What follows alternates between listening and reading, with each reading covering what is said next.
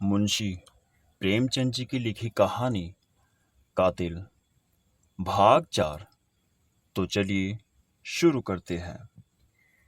वह राष्ट्र की उस कसौटी पर जान देती थी जो त्याग, सदाचार, सच्चाई और साफ दिली का वरदान है। उसकी आंखों में राष्ट्र का सेवक वह था जो नीच से नीच प्राणी का दिल भी न दुखाए, बल्कि जरूरत पड़ने पर खुशी से अपने को बलिदान कर दे।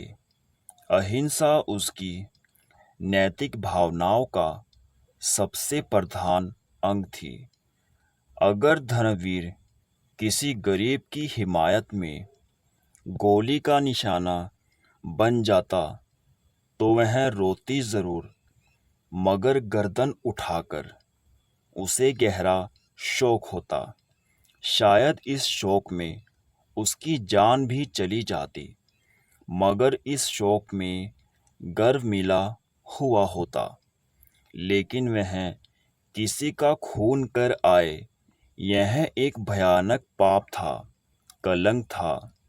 लड़के को रोके कैसे, यही सवाल उसके सामने था। वह यह नौबत हरगिज ना आने देगी कि उसका बेटा खून के जुर्म में पकड़ा ना जाए।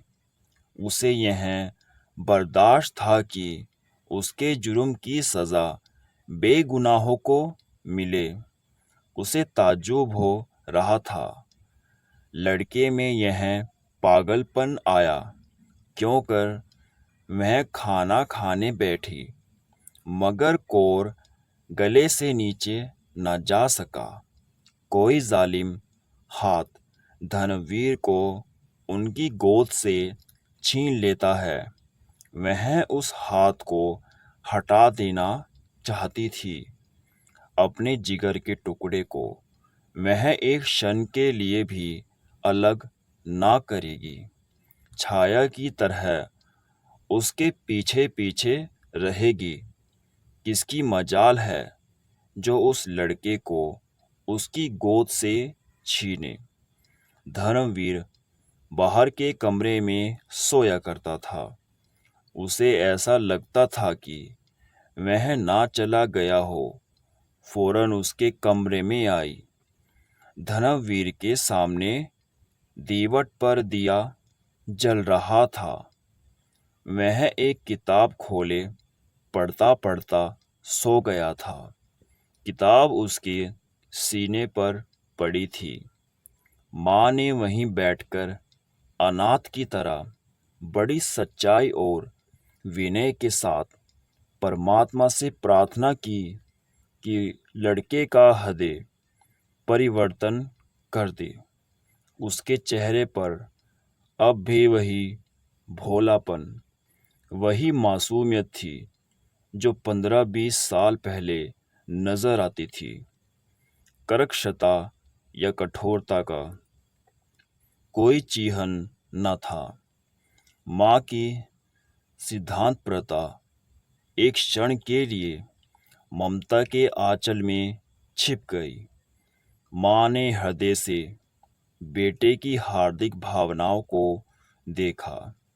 इस नौजवान के दिल में सेवा की कितनी उमंग है, कौम का कितना दर्द है, पीड़ितों से कितनी सहानुभूति है, मगर उसमें बूढ़ों की सी सूझबूझ, धीमी चाल और धैर्य है। जो इसका क्या कारण है? जो व्यक्ति प्राण जैसी प्रिय वस्तु को बलिदान करने के लिए तत्पर हो, उसकी तड़प और जलन का कौन अंदाजा कर सकता है?